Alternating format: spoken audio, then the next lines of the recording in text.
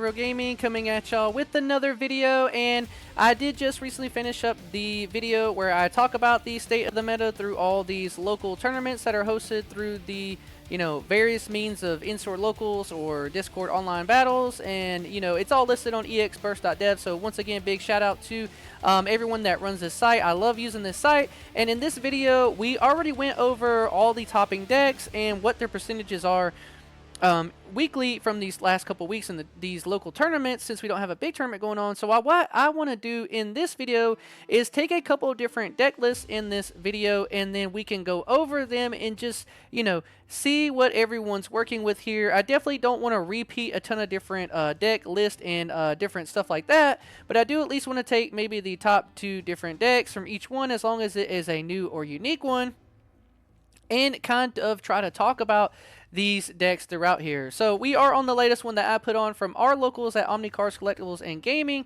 and I will be taking my deck list, and then I do also want to take I would take other people's deck list, but whenever I did this one I had to put it up quick, so I don't actually have their deck list. So from the Omni CCG tournament we will take the hunter deck list, and then I'll just skip through to go through the other ones. We are definitely going to take the Pro DM Joey's deck list, getting first place at the Rumble Rama Wednesday deck list. We are going to take the codegeass deck list, and then the deck I'm most excited about to look at is definitely Hyper Gremlin doing the work on the yellow JJK deck list to look at here.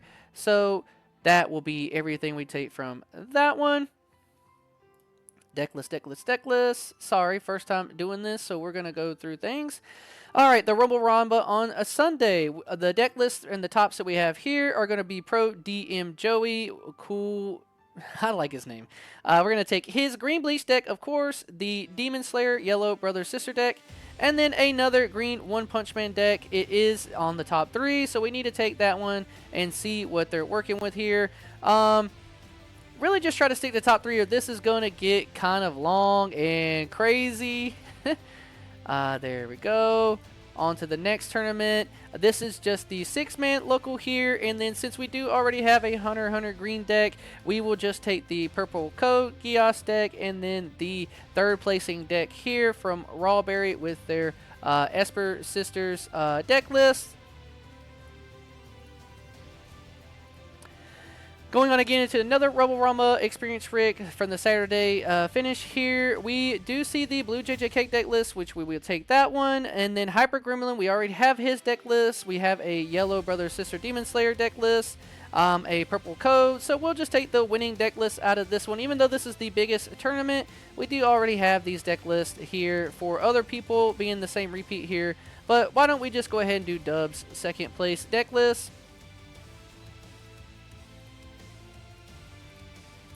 The Rumble Rama, wow, this is going to be a doozy of a deck list to go through, but we will do it. Yellow One-Punch-Man from Grimm, we're definitely going to take that one. Dubs, we already have that. We'll just take that one since this is another yellow Saitama deck. Green Saitama we already have, and we have the Demon Slayer Brothers Sisters from Dub. And then the last one being the Crimson Kings locals on 4-7. We will take the Garo deck off of this list, and then also the Hashira deck off the list here. So that will give us a lot of decks to go through. Starting off with the first one here is going to be my list for the Kurapika deck. Y'all don't need to see me anymore. Let me get this off of here. Boom. Alright, so in my list, let's see if we can get this sorted. Work with me here. Cost. Boom. Alright, you can see here, I don't know if I can get this to go away. There we go. Perfect. This will have to work. You guys can kind of see the list. Maybe it needs to be a little more zoomed in. Perfect. Absolutely perfect. There we go. The main thing to know on my list here, probably the key card, is going to be, I think, oh man, Kurapika. You just have to see Kurapika. That is the main thing about this deck. This is the main card in the deck. If you can get to Kurapika, you can really do a lot of work. Now that I'm seeing this here, I need to update my list because this is not actually the list that I won with. The cards that I switched out is I did put this Leorio down to 1, and I did put down one of my 0-drop Kuropikas down to 1, and I made 2 places for 2 of the Melody, and that is the key card I wanted to talk about. I'm not realizing this now at the moment. Like I said, I did that tournament really quick, and I just uploaded my Kuropika deck list, but this is not currently the one. I'll do a remake and post it at the end. But Melody at a 2 of, I taking down the Leorio and the Kuropika. She is a key card in the deck, letting you generate energy on the front line. And another key card in the deck, everyone knows that it is Neon Gaming. I know a lot of Kuropika lists run this at a 4 of, but I do think that Neon can break your hand up in some of these instances where we want to be a little lower to the ground. And then that is why I run 4 of this Kuropika, because this one honestly puts in more work than the other Kuropika, because you're going to see this one and be able to play it more often. And you don't really ever want to raid into this Kuropika, to be absolutely honest. But this is a, you know, the only thing I would say is different about my particular list that other people don't run is going to be this Leorio here. I don't see anyone else running this Leorio, but it is an active trigger in your life, and it is 3 energy, costs you 2 action points, and it is only 3,500 BP, and it only generates you 1 energy. But the main thing about this card is that it says, when played, add up to 1 green character card from your sideline to your hand. Now, I know that that is a lot to pay for a card just to get a card from your sideline to your hand, but when your whole deck revolves around being able to play Kuropika, this Leorio here acts as 2 more copies of you getting back the Kuropika, where essentially now you only need to see 1 Kuropika in your deck, and then if you actually get killed or they do something to that Kuropika, in other instances you would not have another way to get this Kuropika back. So this Leorio is my means of making sure that if I do only see 1 Kuropika, this Leorio is a nice payoff for me to be able just to get it back to my hand. And in most cases, once you've gone into your Kuropika, you are set up at the 7. This is not the one. I'm clicking on the wrong one here.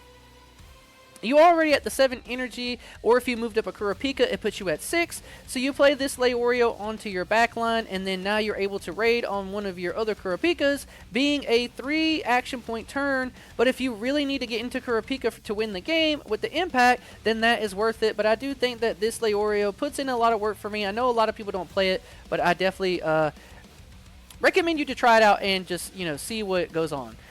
Alright, going on to the green Saitama list here. This is going to be, you know, their list. Really cool to see that they are running 2 of this Moomin Rider. Really cool card. When sidelined, this character sidelined due to losing a battle, you may place 1 card from your hand onto your sideline. If you do, play this card set to resting on your field. So this is a really cool card. I don't run it in my brother's build because I do feel like it is a little bit of a bait.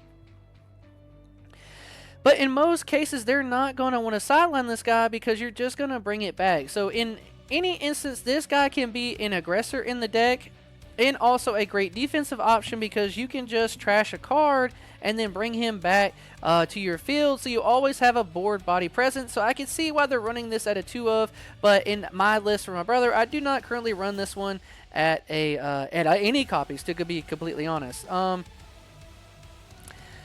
Another very interesting thing here to see is this only 1 copy of the double blocker Genos? This can't be right. Wow. Kudos to this person then. I do think that this Genos is essential at a 4 of, but you can see here that they are running 4, 8, 9, 10 zeros, which is really not a ton. 6 ones. Only 3 of the King as well. Very interesting list here. I do feel like the King and the Genos are very key cards in most players' decks, but this guy is running some other cards that other people don't, and this is 3 of Pig God. Now, what does Pig God say? It is 4 energy, 1 action point, only 2,000 BP, and 1 energy generation. When played, if on the front line, choose up to 1 character with 3,000 less BP on your opponent's front line and sideline it. When sidelined, your opponent draws a card. So you're going to play this down to clear off one of their bodies. So I get what is going on here. You're slowing your opponent down because this is a way to clear off early bodies. And maybe that is the way that this deck needs to go. Obviously, this person topped in one of these tournaments with this card being a 3 of. So maybe controlling your opponent's board early and often with this character gives you a chance to maybe, you know, see the end of your combo, being able to get into the big Saitama. One other card that he's running that I do not run in my brother's build as well is going to be the Atomic Samurai. It costs you 2 action points.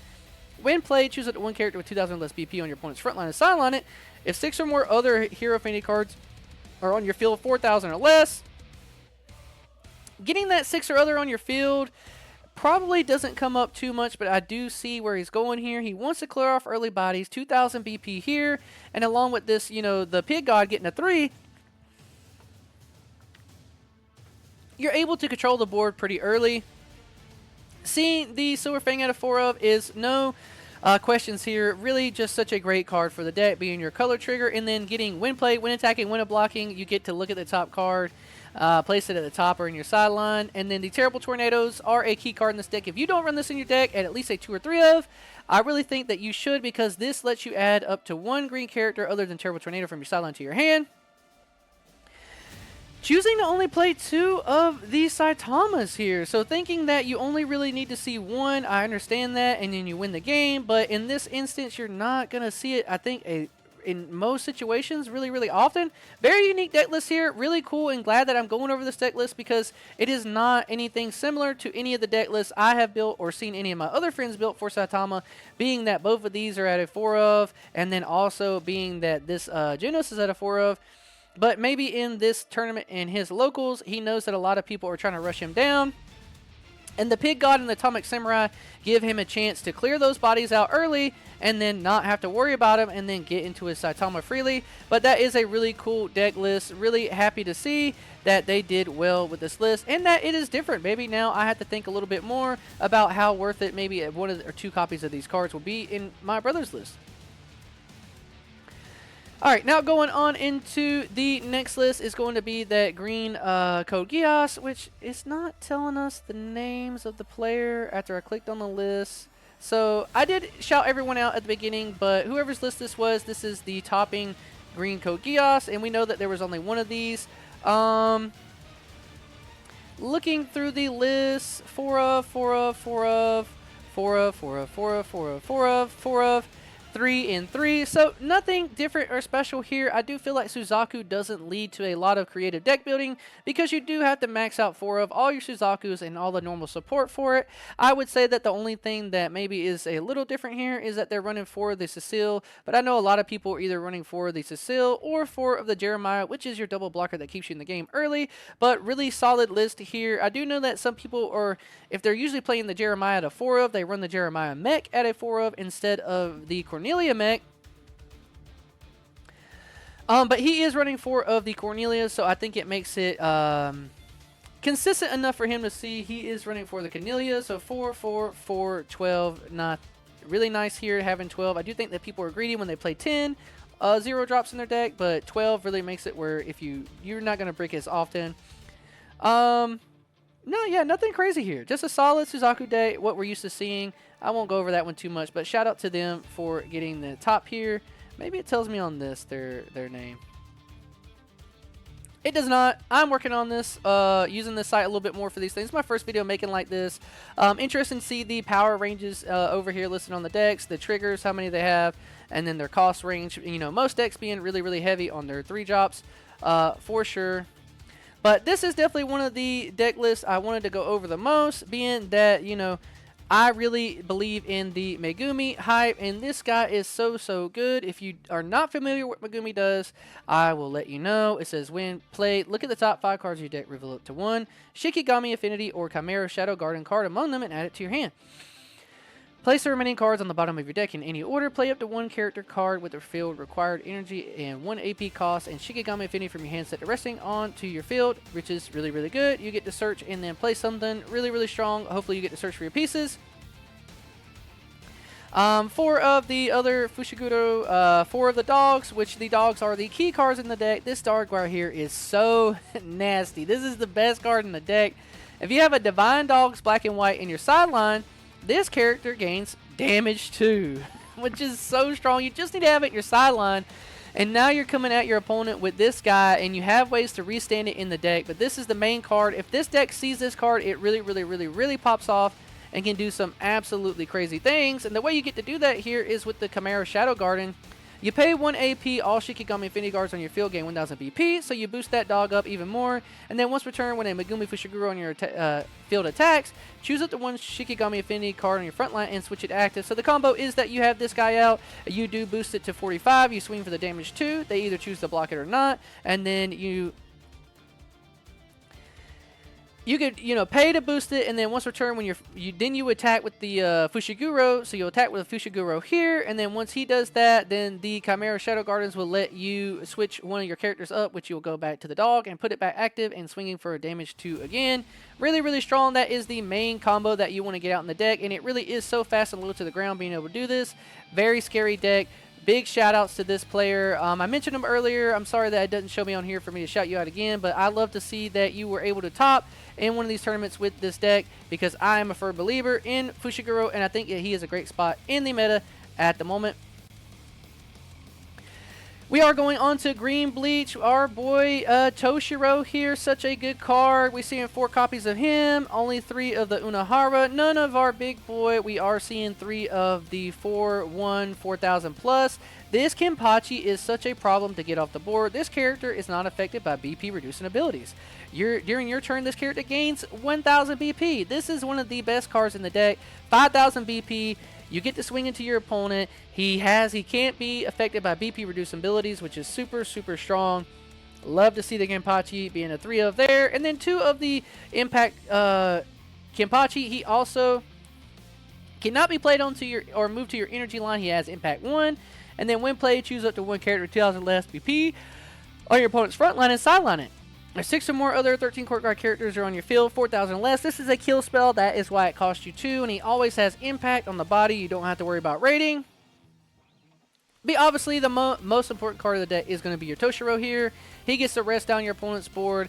Love to see this. I wanted to look at the list to see if there's anything that they're doing different that I'm not used to seeing. But not really. You know, this is just a list that most people is the way that they would play it beforehand. I guess one thing to note is he's only playing 3 of the color trigger Toshi, which this one's really, really good because it can be a 3500 swinger for only 2, and that really helps you later in the game, but maybe feeling like he had to put a little more stuff in the end. Really solid list. Love to see it here from a Green Bleach player.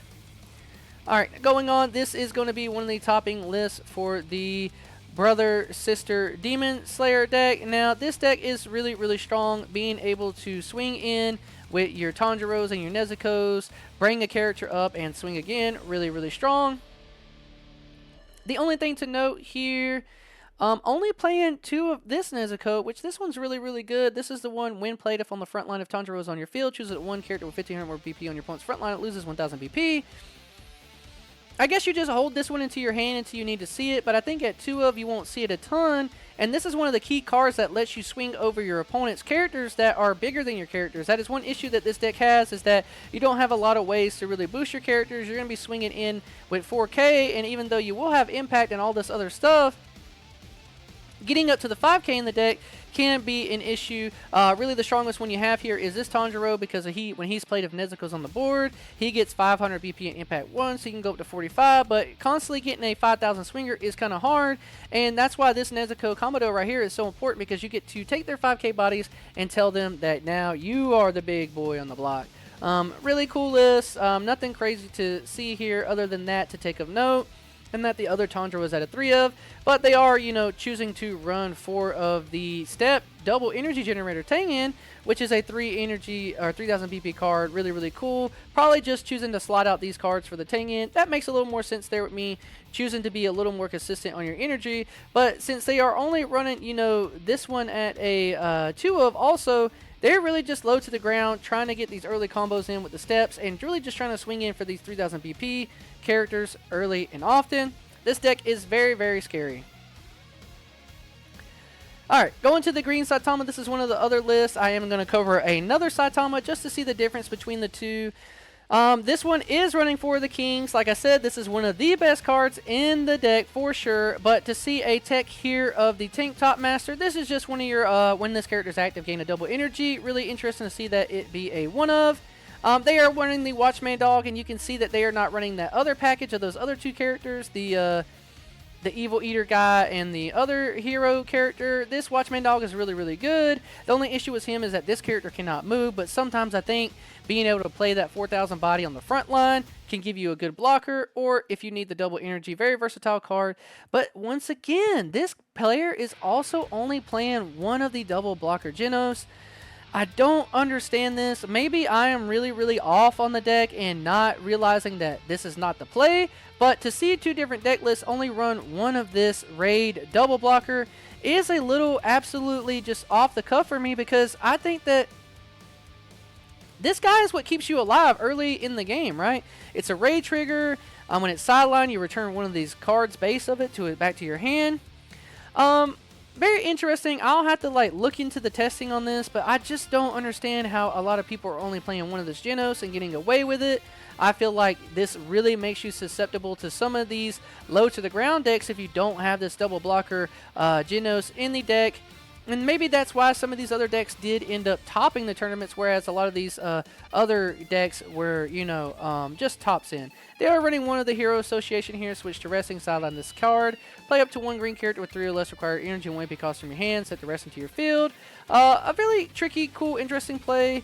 I'm not seeing a ton of those, but this is the list for the green Saitama. This is the top for the purple codegeass here. Nothing crazy in this list. A lot of things that we are used to seeing. Definitely running, I say a little greedy on the count. Only 11 zeros, but that's fine. This deck, most people run 10 to 12. Some even a little more. I think one of the more divisive things is people who decide to run the C2 here, which is just a generic draw a card when played, or draw 2 cards if you use a 2 action point card this turn, as opposed to running this over the Callan that searches you the mix. I run both copies in my deck, a decent mix-up of the two. And he is choosing to run 2 copies of this particular loose, which minuses one of your opponent's characters 3000 BP. It is a good way to fix your energy, along with getting rid of some early bodies on the board from your opponent. Really good card. I like a little bit of both. I play one of this and one of the other one. And then most people usually do a 3-3 split of the mechs. They are choosing to run 4 of the one that gets the impact and blows up something that's 3k or less. Both are very good cards for sure, but we've seen lists like this before. Nothing crazy going on here. They are running one of the Order of the Black Knights. I know a lot of people who live and die based off of this card running multiple copies, so it's interesting to see that they only run one. I don't run any at all, and I don't ever feel like I miss it, but this is a good consistency piece in the deck. It gives you another draw trigger, or if you are breaking up, it helps you to debrick, getting 2 cards to your hand from the deck. Moving on, this is going to be a doozy of video too. I have a hard time making videos that are less than 20 minutes. I always have so much to say, but I am trying to get this stuff out here for you. So this is the Esper deck. I think that the lineup of characters are kind of not what, really are big decisions for you in the deck. I think most people just run a 4 of all the top end, and then a 4 of all the 0 drops, and then just pick and choose the 2 and 1 drops that they choose to run in the decks. I think where a lot of the customization comes in is how many of the events and each ones do you play. You can see here 4 of the 0 and special triggers. And then they even 2-2 split from the Esper Sister, Mobilize, and One Punch. You get to recycle these to your hands, so I think only running 2 copies of is fair enough, but the One Punch is such a crazy card. Being able to let you deal 1 damage to your opponent if your opponent has 3 or more lives, so you get free damage early. If you bring out your Terrible Tornado, you get to play it for free, which is super good. This deck is really good, but it does take a lot of skill to play. Really cool to see the list here. Congrats to them. Going on to the blue JJK deck, 000 across the board, the 4 drops, 0 drops. Interesting to see that they are running Ino, which is just a draw trigger in life. Really good card. I do see, people either not play this card or do play the card. But I like to see it in this list. It's just a draw trigger, and if not, it just gives you a 0 drop. 2 of the Nobara, 2 Makis, only 1 of the Gojo. And then the big thing is how many Yujis and Sukunas do you play, and then also how many of the 2-drop Yuji do you play. And I know a lot of people are really torn off this Yuji. They don't want to run it at a 4 because it does cost you 2 action points, but it is your color trigger, and I think that that is why it needs to be a 4 of in any deck. Because you do have ways to draw and trash in this deck, so you don't always have to keep it in your hand, but you do want to see 1 or 2 of these in your life a game, which is really good. He is running 4 of the UG raids 4 of the Sukuna raids, and then 3 of the 5 energy raid Sukunas, which is really, really good. Being able to let you find those fingers. He is running obviously the 4 of all the option cards, and then just a 2 of the Malevolent Shrine. I know a lot of people are maybe torn on how many copies of this to run. I think 2 is a good solid point in the deck.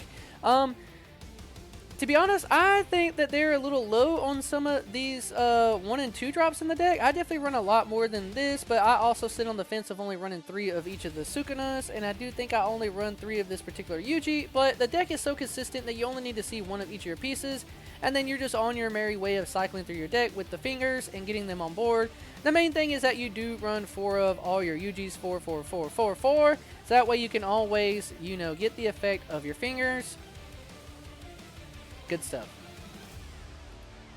Alright, going on to another Demonslayer brother-sister deck. You can see here, this is the exact same list, I think, as earlier. So probably the same player. Very interesting that I cannot see these names. I'll have to ask if there's some way to see these when you're viewing on the site here.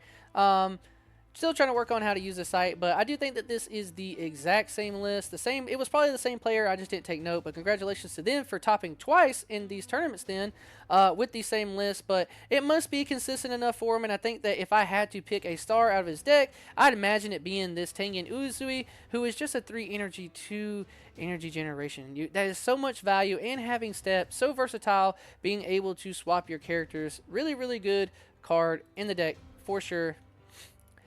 Getting on to the Yellow Punchman topping list. We're almost there. Thanks to everyone sticking around this long. I wanted to go over all this stuff because I don't feel like we have a lot of content for Union Arena right now, and I'm trying to give it to you guys, but this is going on.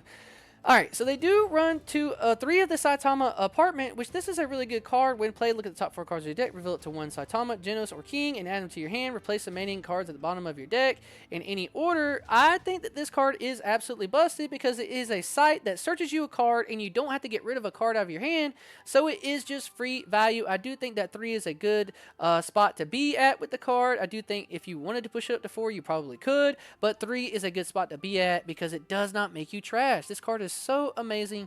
Glad to see that they're playing this at a 3 of. We are seeing 4 of the Genos, 2 of this Genos. Which one is this? 4 of the 2 action point 5 energy and 3 of the 4 energy 2 action point 1. So choosing to go with the bigger Saitama. These splits on these Saitamas are really just up to what you want to do in the deck and how you feel like which one you think is more important. I think a 3-3 split is pretty good in the deck because the Genoses do a lot of work in this deck, a lot more than I think a lot of people know, really like realize. Even playing the deck, you're like, oh, I'm winning a lot, and you realize sometimes you might only play 1 Saitama down, and you're winning the game just through these Genoses being really, really strong. Nullify impact, win sideline. You get to set when your characters are active, so that helps you get around your Saitamas staying set onto the field. He lets you be able to stand them back up. So a lot of times what you'll do is you'll block with a Saitama, and then you'll block with a Genos, and Genos lets you stand the Saitama back up. Or you block with Genos, your Saitama that was tapped down from his own effect, you get to stand it back up with a Genos, and gives you a big 10,000 DP blocker. Really strong deck. It is going to be in the meta for sure. Getting on to the red Garo deck coming out for Onepunchman. This is such a strong deck. It runs a really good package of stuff. It gets to scale really, really quick, cycling its sideline, only needing 15 cards to really come on in the sideline. This card in deck is so, so good. Monster Association being a really card, activate main. Switch to Resting, gets a site that generates you 2 energy, so OP. Place the top card of your deck into your sideline. So it's just a free cycle onto your sideline. In this deck, there's not really any ways people can kill sites, right? But in the green Saitama deck, that king that's sitting on the front line that does it, your opponent is going to get rid of that early and as often as possible. This card is so, so good because you can't get rid of it, at least not yet in the card game. Pretty nice to see even 4 of splits across the board with all the Garu cards and the ones that support it, and then just choosing to run 2 and 2 of each of the Boroses, but they are running the 4 of the 0 drop Boros here. And then I know a lot of people are kind of torn on the Super S. I see it in some lists and then don't see it in the other lists, but when played, choose one of the following. You either draw a card or choose 2 characters with 2,000 or less BP and whose BPs are the same on your opponent's front line and sideline them.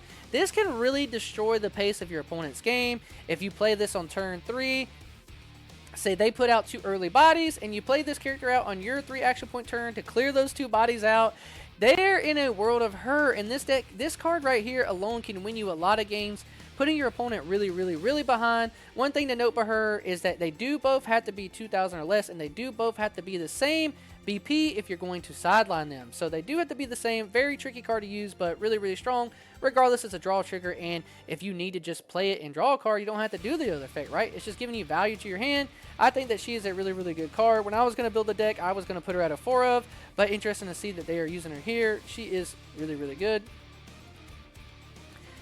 And the last deck that we're going to go over is going to be a Hashira deck. I love Hashiras. I can't talk about them enough. I have a friend who plays them nonstop too. This looks not very similar to his deck, I don't think, because I don't think that he runs this Rengoku at a 4 of as a double blocker.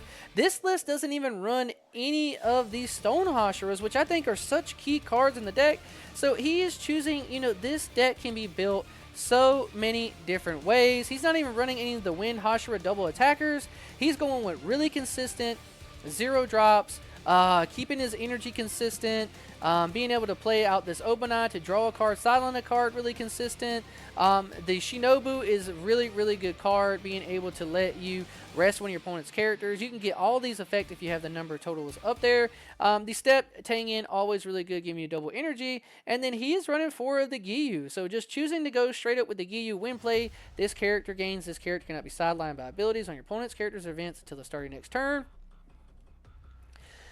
Really strong, really cool, interesting build here to see that he's running with the Giyus, and with so much, this is a good meditate. This person here, big shout outs to you. I know I probably mentioned it earlier when I was going through the other video, but big shout outs to you to read the meta, right? Okay, all these One-Punch-Man decks are out in the meta. What is something I can do in my toolbox deck to help me get around this stuff? Oh, I know, I'll play a Giyu, and this Giyu cannot be sidelined by all those Otamas, so it's safe. You play it out, it has nullify impact, and it's safe. If you're ever in an instance where you feel like you're going to lose the game, he saves you into that. This is awesome. Creative deck building here. I love to see this from this person who built this deck, because this is a great meta call. They probably switched their deck around. Look, I don't need the big Stone Hashiras. I just need this guy out. He keeps me safe into all those bad matchups I have in One Punch Man. And then this Giyu Tomiyoko is so good into those matchups. I see it now. I see what this person was cooking, and I'm really happy for them that they did really well. I can see how they did it, especially being able to wall out, going at, you know, 4 of copies of this Rengoku, because he is a double blocker, and then all these other decks are really low to the ground. So he's covering for the low to the ground decks with this Rengoku, and then he's covering for the Saitama decks with this other character that he put into the deck. These two being featured in the deck are a great way to show awesome deck building. Big shout out to you, big time, for building your deck this way and reading the meta and getting a top out of it. I really love Hashiras. I think that if you take the time with Hashiras, you can play this deck forever in the card game, and you can really just do what this player did: read the meta, pick cards to add into your deck that help you against the meta, and you will do just fine. That is the last deck I'm going to go over in this video. I really appreciate you guys hanging out with me. Please let me know what y'all think about this video, these types of videos. I'm trying a lot of new different things. I'm super excited at being, you know, over 200 subscribers now. Let's keep that train going. Don't forget to subscribe to the channel. Please like this video, share the channel, get your friends to follow the channel too. I appreciate it. Peace.